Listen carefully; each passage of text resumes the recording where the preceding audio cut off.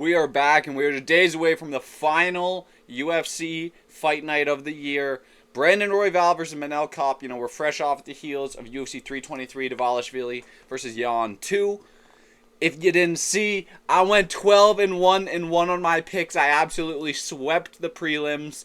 We continued that streak far into the main card. The person that blew my perfect event was Merab Dvalishvili. It couldn't have gone any more perfect than that, And we're going to try to keep that going into this card. I am currently on a 5-event positive pick streak. So let's keep that going. I got some new subscribers from, obviously, I picked Joshua Van, and I see some people flooding in after Joshua Van won that title. It was an easy pick. Obviously, come on. That was an obvious one. He was obviously getting that done in the first round. Regardless of what happened, come on, man. He got his hand raised. We're not here to talk about that, though. We're here to talk about Royval versus Kape. Let's get right into it. First fight of the night. There is some actual bangers on this card. We got Royval Kape, Chicaj, Vallejo, Cesar Almeida versus Sherriier, Olegic, the brother of Mikal. There is some very good fights on this card. Sherriier versus Costa. We got to start with the first one of the night. Teresa Bleta versus Jamie Lynn Horth. 7-1 Teresa Bleta, 24 years old, against 8-2 Jamie Lynn Horth, 35 years old. You got a 5-inch reach advantage for Teresa Bleta, 2-inch height advantage. Honestly, I'm not going to spend a lot of time on this one, but listen, the reach advantage is definitely sizable for Teresa Bleta. Never been too impressed with her. Natalia Silva did beat her by knockout. But, she did beat Gabriela Fernandez. That was a pretty good win. And, I'm going to take her to win this fight. I think Jamie Lynn Horth is never, she's never been too incredible in there. She has underrated boxing, I guess. But, she doesn't really shine in any one part of MMA. I think Teresa Bleta is going to win this one by decision. It's going to be kind of a boring fight, I think. That's the official pick. We move on. The second fight of the card. Alan Fry versus Guilherme Pat. Alright, I've done some on-the-fly research here. I'm going to be honest, I did not know this fight was on the card. I did not know who these guys are. Alan Fry is a 6-0 prospect, I guess you could call him. He's coming off of a win over Justin Frazier in Real Deal Championships. It's the real deal if they call it that. But this Justin Frazier guy, I watched him knock out. He's a real Roy Nelson type. You know what I mean? He's a big guy. The dude was moving around in the cage really well. But Alan Fry was able to figure him out and put him out of there. The guy Guilherme Pat just beat on LFA, the Mauricio Queiroz guy. He's this big, jacked up fucking menace. He wasn't too good on the feet, but he was like a wrestle-heavy, dominant guy. Drug it to the third round, and Pat ended up finishing the dude. Broke his nose in the fight. I will say, Pat is more of a one-punch counter-striker type of dude. He's waiting for you to come in, and he'll land a left check hook. He'll land a right hand down the pipe. He's not really putting together 5-piece combos. He's not really backing you down against the fence, throwing massive combos out. He's more relying on you to come in range and him to land a massive counter strike to put out his opponent. That's kind of his game I've seen. And Alan Fry, he does look game on the feet, but he's kind of he's not in the best shape. He's definitely not in the same shape that Guilherme Pat is. And I just feel like Pat's going to be able to figure him out on the feet, and he's going to land a nice shot. We have listed reach for this guy. We don't even have a listed reach for Alan Fry. I'm going to assume Pat has a bigger reach, but who knows? I think Guilherme Pat's going to finish Alan Fry in the first or second round, get a nice KO win, move himself up to 6-0, and get a nice win on the last fight night of the year. I think Guilherme Pat, round 1 or round 2, TKO. A lot of people are taking Alan Fry in this one, which is interesting. Very interesting. But I think Guilherme is definitely the play. If you watch the tape, I feel like there's no reason for you to take Alan Fry over this guy, to be honest with you. So it is interesting to me that topology is 90% on Fry, but 90% of those picks are on Fry by KO. That's a very interesting ratio there, to be honest with you. But I see Guilherme Pat winning this fight first or second round TKO is the official pick.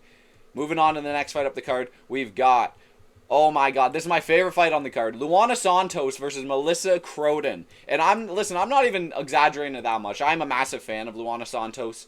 When she's in the cage, she is an active fighter in there. She's going for submission attempts and on the feet. She doesn't have the best boxing, but she's been putting it together. She had a close fight with Casey O'Neill, beat Maria Agapova very quickly, hip through her and then submitted her on the ground.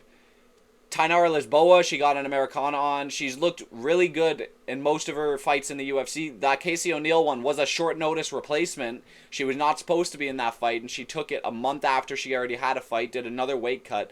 That could have affected her performance. Melissa Cronin did just have a good win over Tainara Lisboa. Finished her. But I just don't see her winning this one. You go back on LFA when she fought Jacqueline Cavalcanti.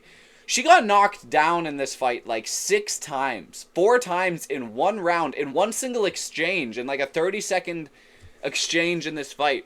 She had been knocked down 4 times in a row by Jacqueline Cavalcanti. And I'm not getting that image out of my mind. I actually picked against her in her debut against Tainara Lisboa because of that performance against Jacqueline Cavalcanti. It was looking not bad. Tainara Lisboa was doing her thing. Cronin was definitely landing more meaningful shots on the feet. Tainara Lisboa was slowing it down with grappling. I think Luana Santos is going to be able to do great work with her grappling in this fight. And I think she's going to submit Melissa Cronin in the first or second round of this fight. I'm saying Luana Santos gets another highlight reel submission win and then gets another highlight reel TikTok dance after that. Luana Santos is the pick here, guys. Obviously, minus 200. That's free as dirt. And, yeah, Luana Santos takes this by a submission. That's my official pick. She's winning this one. Moving on to the next one up the card. Sharff versus Steven Asplund.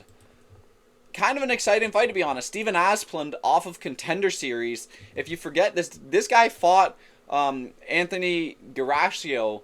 Garascio was the dude that was, like, calling out the heavyweight division of the UFC, saying he was going to make it legit again and he was going to have a run at the title and all this and all that. And he goes out there and gets put out by Steven Asplund, who put him out, and then he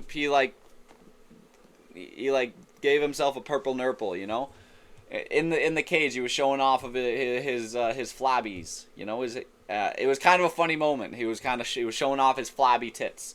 But Steven Asplund, very exciting guy, very fun to watch, good personality. He did win me over on Contender Series. I was picking against him, to be honest with you. Sharff came in against Junior Tafa, and they had about the worst round of fighting I've ever seen.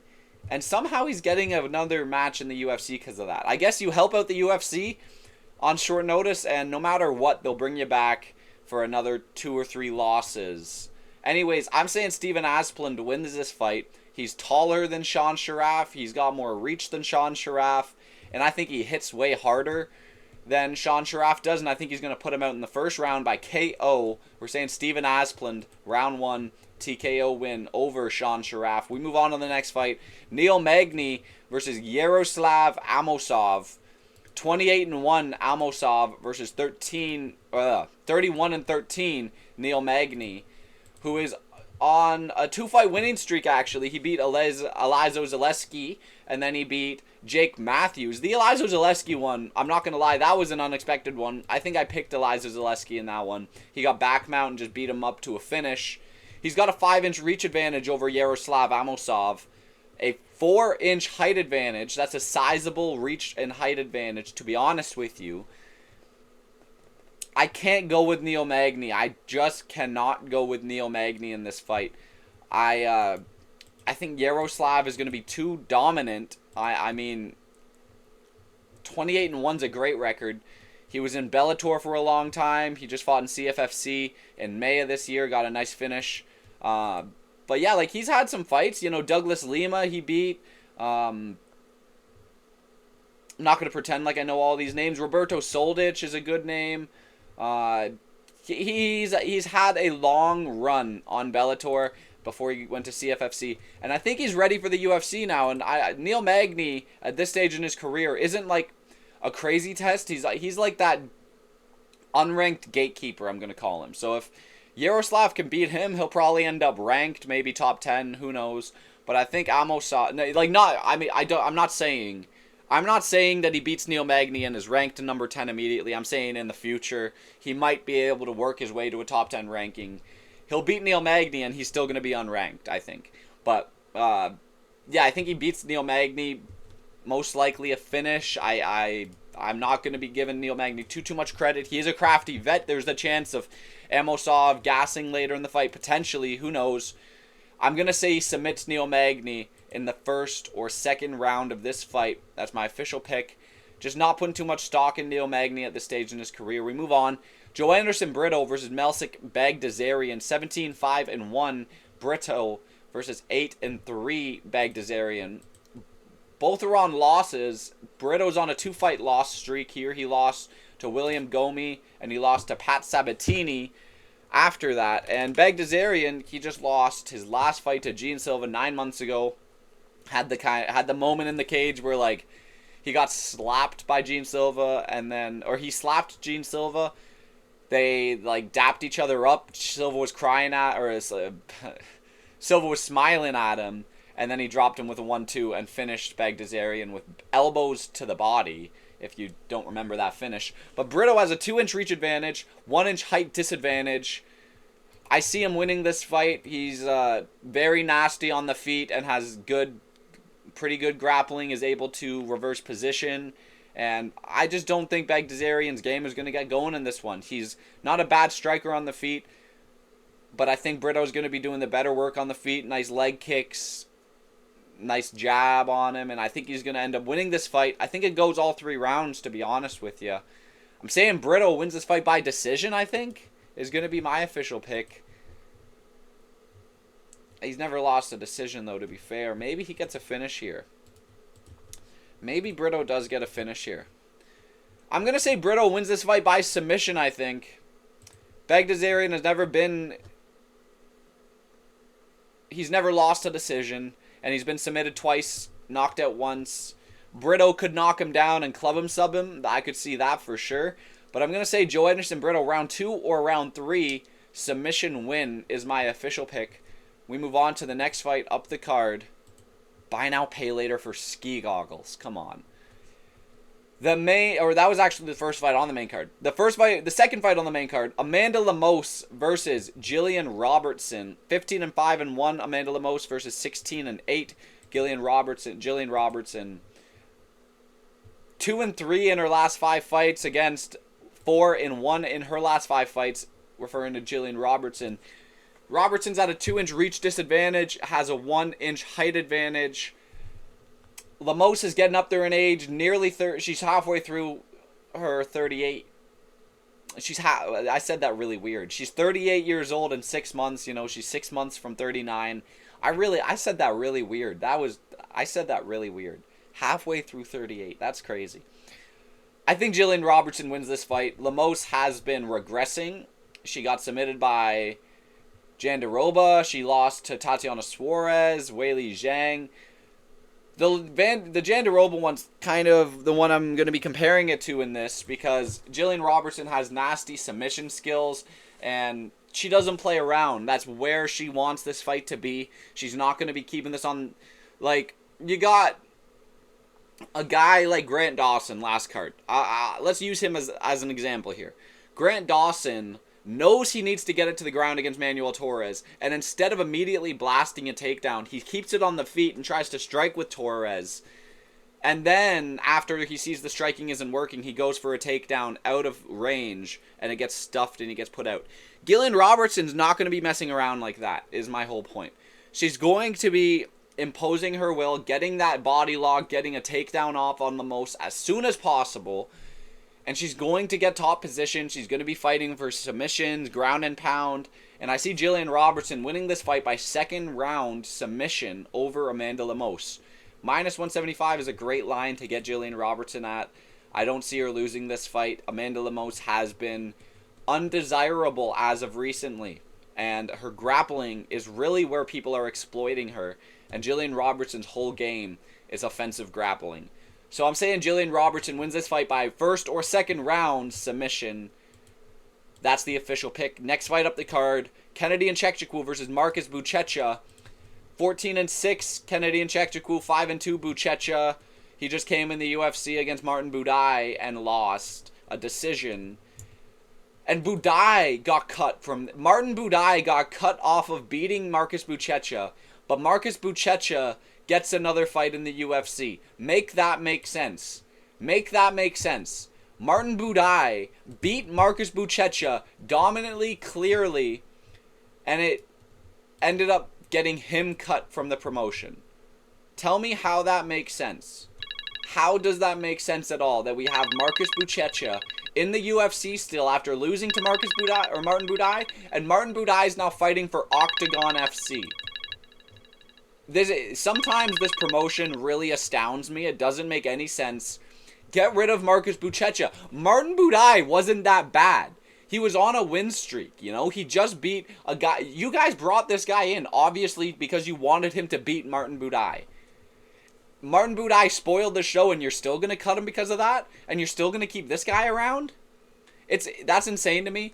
He's at a 6-inch reach disadvantage, a 3-inch height disadvantage, and he's going to get knocked out cold by Kennedy and Czechool. In the first round of this fight, Kennedy and Czechool is going to knock out Marcus Bettcha.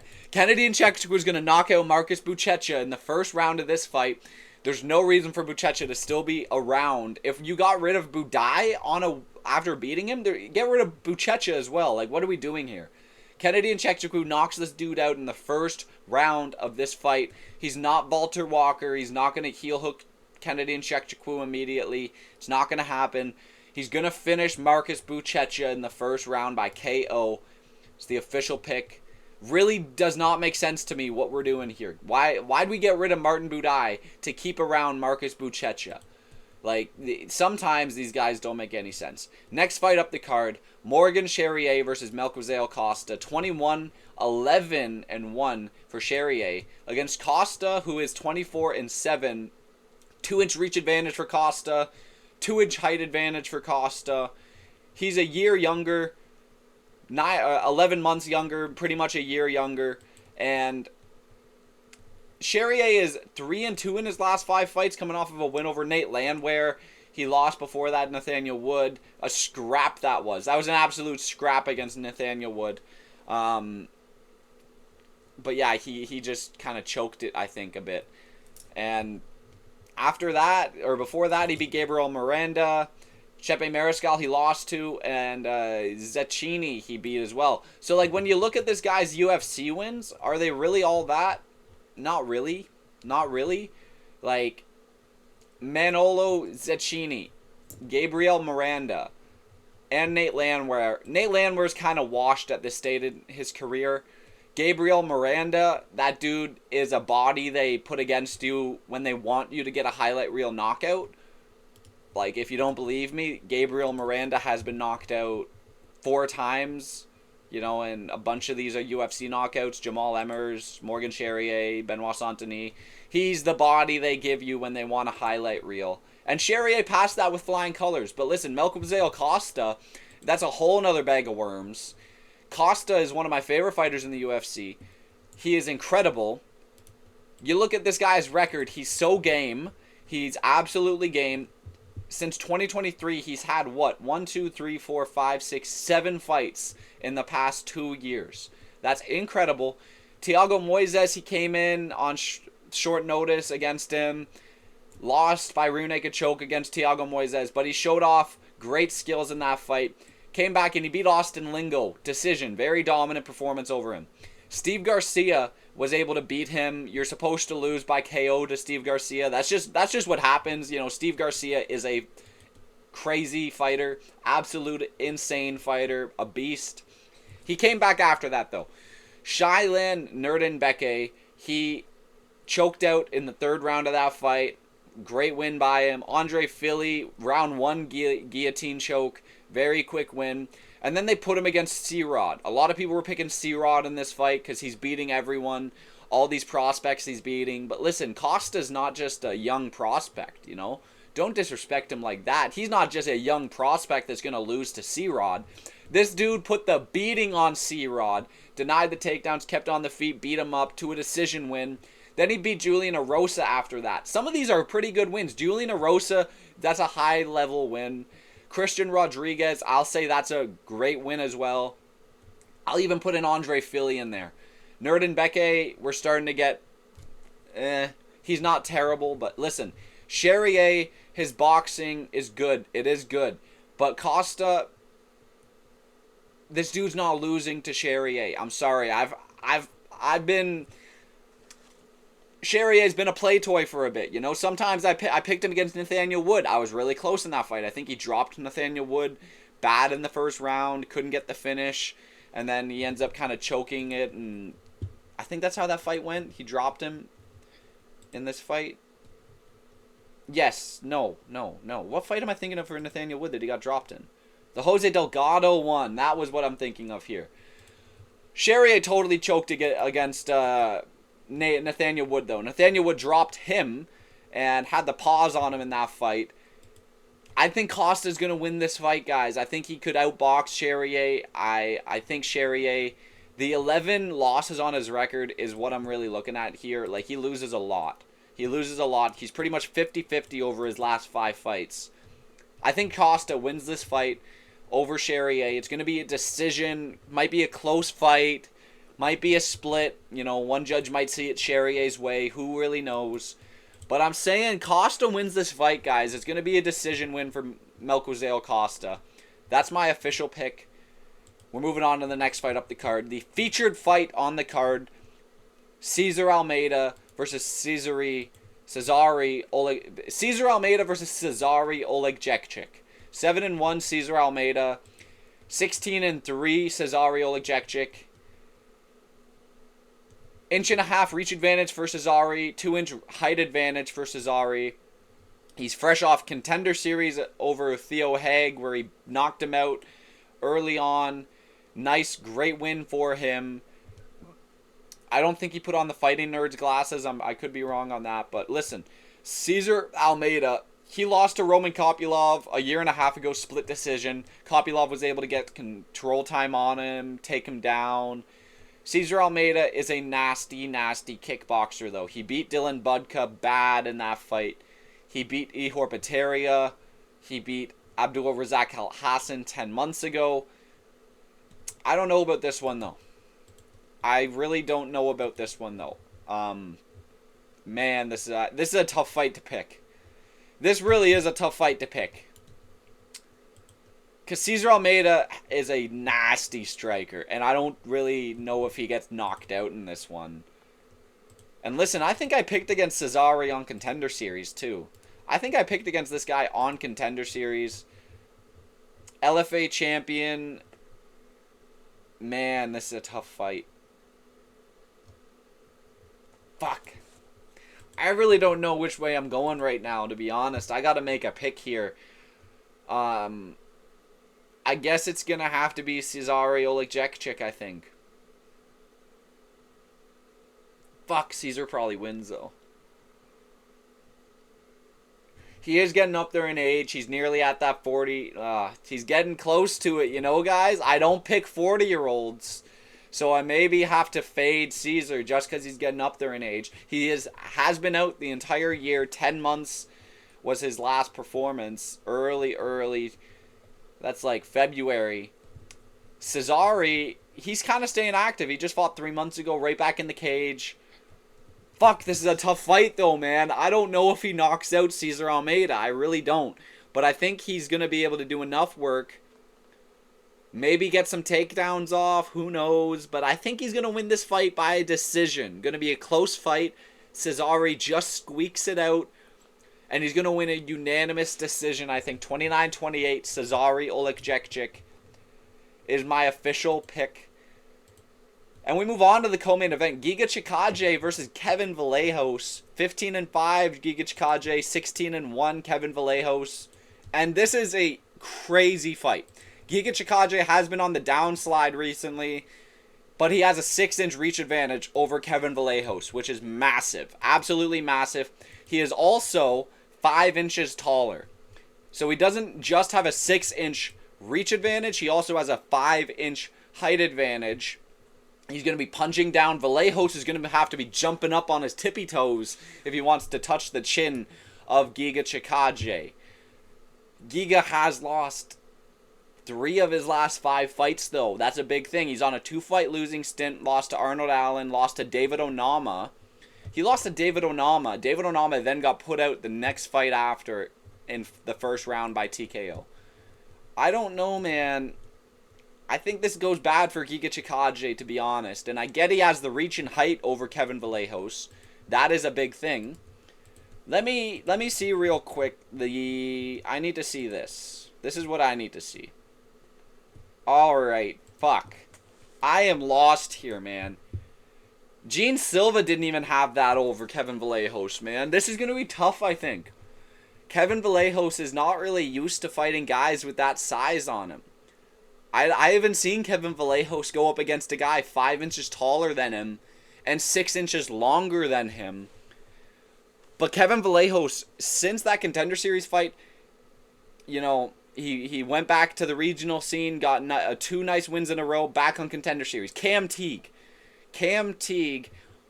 People act like Cam Teague is just an absolute pushover because he got knocked out twice on Contender Series. But Cam Teague was actually on an incredible run on the regional scene. He's 9-2 now. That's not a bad professional record at all.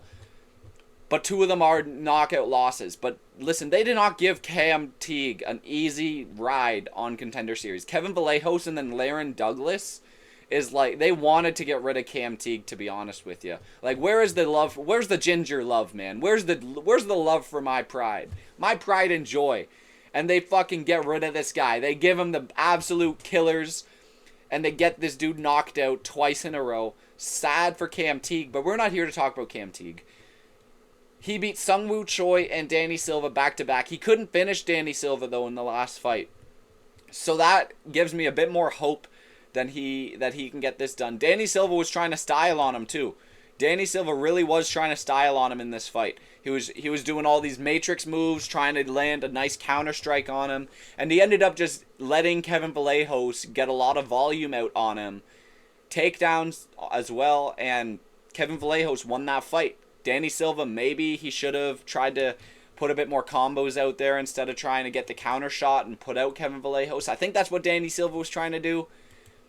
Listen, Giga Chicaj with the reach and height advantage is not going to be a pushover. And I don't see him getting knocked out. This dude has a good chin, has never been knocked out before. He's been submitted 1 time way back when, in 2018, against Austin Springer on Contender Series.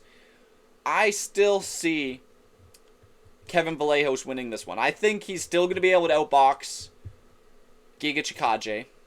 Might be a crazy take with the height and reach, but I think Kevin Vallejo also has the better chance of taking him down.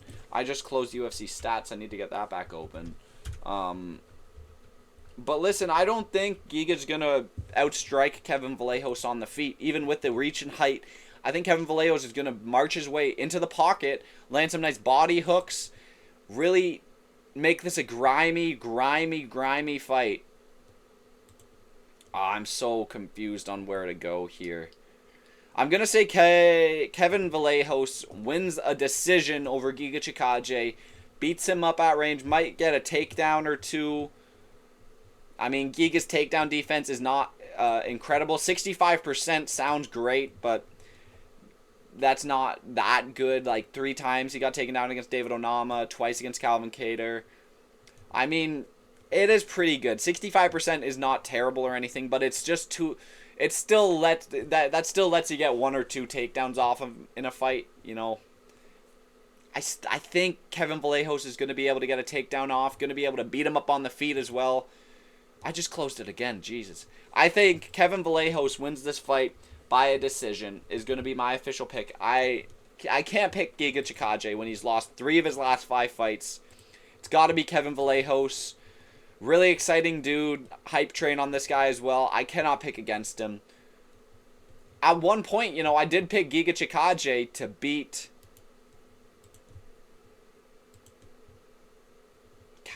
was it Calvin Kattar he was fighting? Who was the fight there?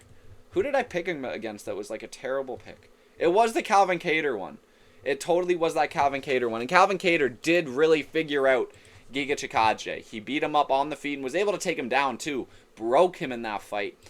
And I think Kevin Vallejo can do the same thing, and he's going to win this fight by decision. We move on to the main fight of the night, the main event. Manel Kape versus Brandon Royval. Do you guys think this fight's going to happen?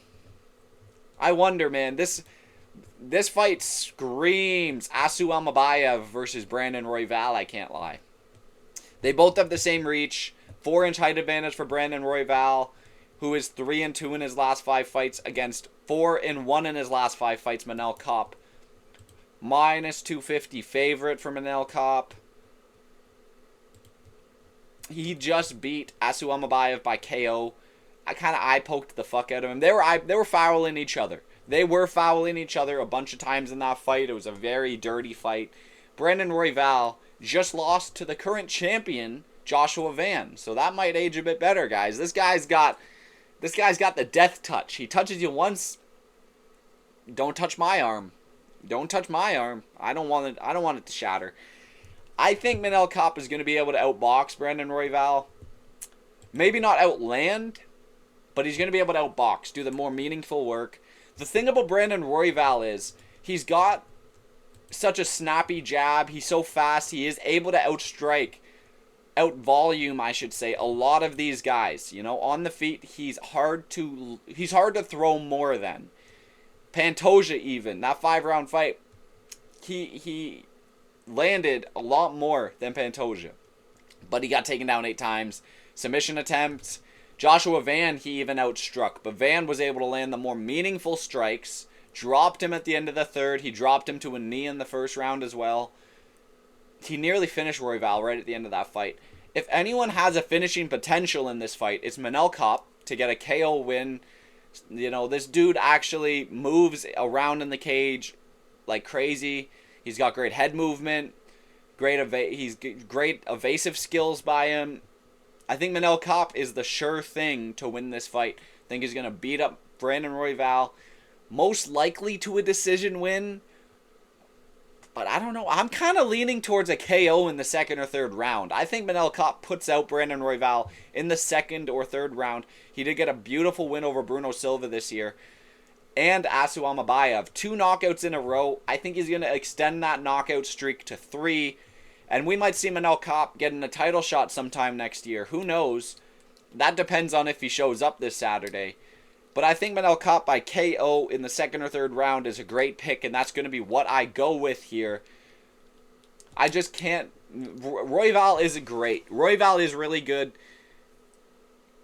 When you get into a bar fight with him, that like things can turn sideways.